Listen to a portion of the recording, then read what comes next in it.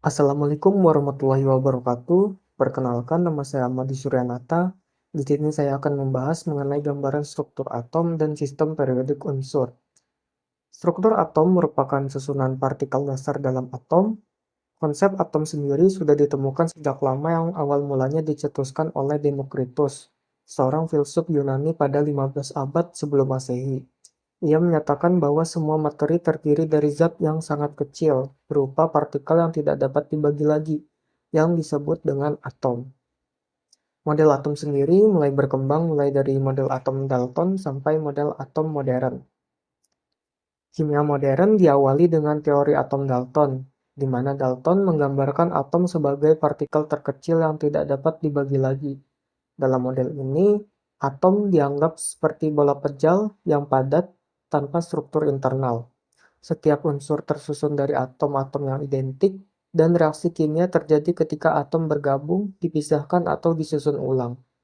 Model ini menjadi dasar awal teori atom modern, namun mulai tahun 1850 sampai abad ke-21 Masehi, serangkaian penelitian menemukan partikel subatomik, yaitu elektron yang bermuatan negatif, proton yang bermuatan positif, dan neutron yang tidak memiliki muatan. Elektron pada awalnya ditemukan oleh J.J. Thomson. J.J. Thomson melakukan percobaan menggunakan tabung vakum atau tabung sinar katoda yang diberi tegangan tinggi antara katoda atau kutub negatif dan anoda kutub positif. Dari katoda muncul sinar lurus yang kemudian diarahkan ke layar fluoresen.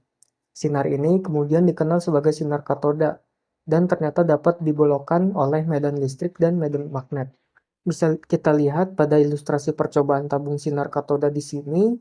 Pada percobaan pertama, tanpa medan listrik ataupun medan magnet, sinar katoda bergerak lurus menuju titik B pada layar fluoresen tanpa mengalami pembelokan. Karena tidak adanya gaya Coulomb, sinar katoda akan bergerak lurus. Kemudian pada percobaan kedua, dengan menggunakan medan magnet, sinar katoda terbelok ke salah satu arah, yang mana ini menunjukkan bahwa sinar tersebut memiliki muatan listrik. Lalu pada percobaan ketiga, dengan menggunakan medan listrik, sinar juga terbelok tetapi ke arah berlawanan dengan arah listrik positif, yang berarti sinar katoda bermuatan negatif. Dari percobaan ini, Thomson menyimpulkan bahwa sinar katoda terdiri dari partikel bermuatan negatif yang kemudian dinamakan elektron. Ia juga berhasil menghitung perbandingan muatan terhadap massa elektron, yaitu negatif 1,76 dikali 10 pangkat 8 Coulomb per gram, yang membuktikan bahwa elektron adalah bagian dari struktur atom dan bukan partikel netral seperti yang diyakini sebelumnya. Nah, setelah menemukan adanya elektron, J.J. Thomson mengusulkan model atomnya yang seperti roti kismis, di mana atom terdiri dari bola bermuatan positif dengan elektron bermuatan negatif tersebar di dalamnya, seperti kismis di dalam roti. Nah, selanjutnya adalah penemuan proton oleh Rutherford. Dia melakukan percobaan hamburan partikel alfa, di mana di sini percobaan penembakan partikel alfa bermuatan positif ke lempengan tipis emas atau gold foil dan mengamati arah partikel-partikel tersebut setelah menabrak lempeng. Sumber partikel alfa diarahkan pada lempengan emas yang sangat tipis. Di sekitar lempengan ditempatkan layar pendeteksi atau detektor screen yang bersinar saat terkena partikel alfa. Tujuannya adalah mengamati bagaimana partikel alfa menembus atau memantul dari lempeng emas. Nah, kesimpulannya dari percobaan ini, atom sebagian besar terdiri dari ruang kosong, yang terdapat pusat yang sangat kecil, padat, dan bermuatan positif di tengah atom yang menyebabkan pembelokan partikel alfa, di mana ini disebut dengan inti atom atau nukleus. Muatan positif tersebut disebut dengan proton.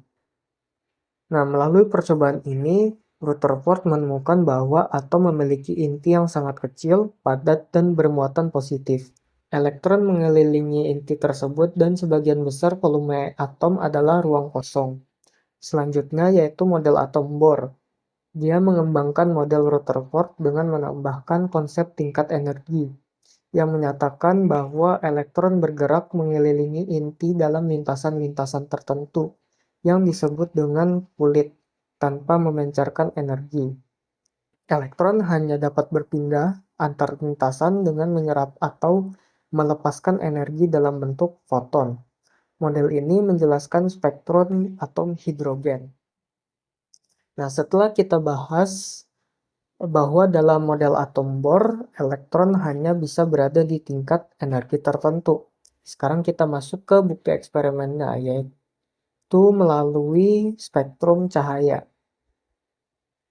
Saat elektron dalam atom itu berpindah dari tingkat energi yang lebih tinggi ke yang lebih rendah, ia melepaskan energi dalam bentuk cahaya.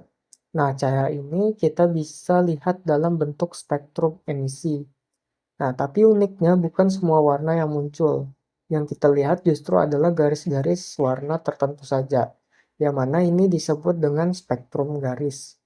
Nah, fenomena ini cocok dengan prediksi Bohr bahwa tingkat energi atom itu terbatas atau terkuantisasi. Nah, sebaliknya, kalau kita panaskan benda padat seperti logam, maka akan muncul maka yang akan muncul adalah spektrum kontinu, semua warna muncul tanpa putus. Tapi itu bukan karena transisi antar tingkat energi seperti pada atom gas. Ini adalah cara kita melihat bukti bahwa elektron hanya bisa berada di tingkat energi tertentu. Ketika kita panaskan gas hidrogen dalam tabung, elektron berpindah ke tingkat energi lebih tinggi. Saat kembali, ia memancarkan cahaya yang bisa kita lihat lewat prisma. Tapi bukan semua warna yang muncul, hanya beberapa garis warna saja. Itulah yang kita sebut spektrum emisi garis. Dan setiap garis ini adalah jejak dari elektron yang berpindah antar tingkat energi, sesuai dengan model atom Bohr. Nah, setelah kita melihat spektrum emisi garis yang dihasilkan atom-atom gas seperti hidrogen, sekarang kita bandingkan dengan spektrum kontinu dari cahaya putih.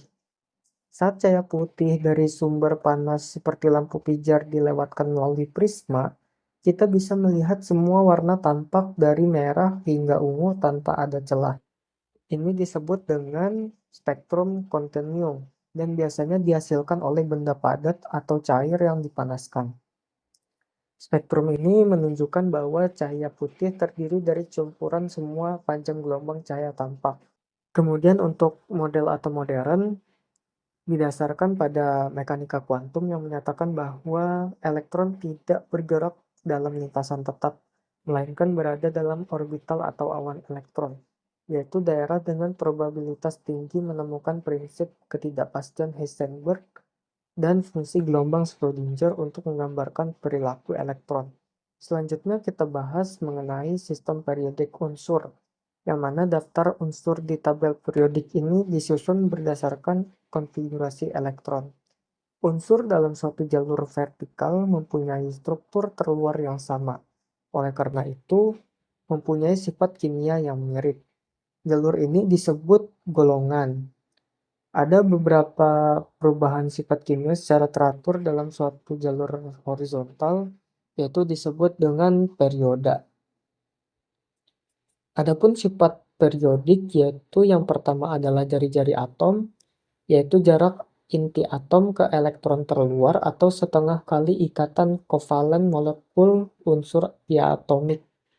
Dari ilustrasi ini bisa kita lihat bahwa jari-jari atom mengecil dari kanan ke kiri dan satu periode karena jumlah proton bertambah, sehingga gaya tarik lebih kuat dan elektron ditarik lebih dekat. Lalu jari-jari atom membesar dari atas ke bawah dalam satu golongan, karena jumlah kulit N bertambah sehingga elektron terluar akan semakin menjauh dari inti.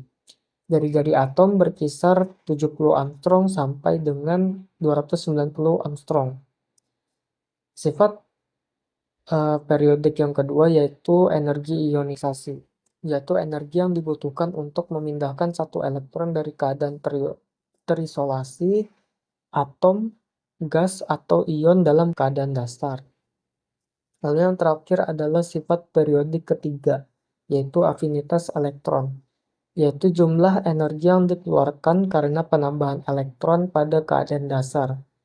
Nah, jadi sekian pembahasan saya pada video ini. Terima kasih sudah menyimak dan mendengarkan, dan semoga bermanfaat. Terima kasih.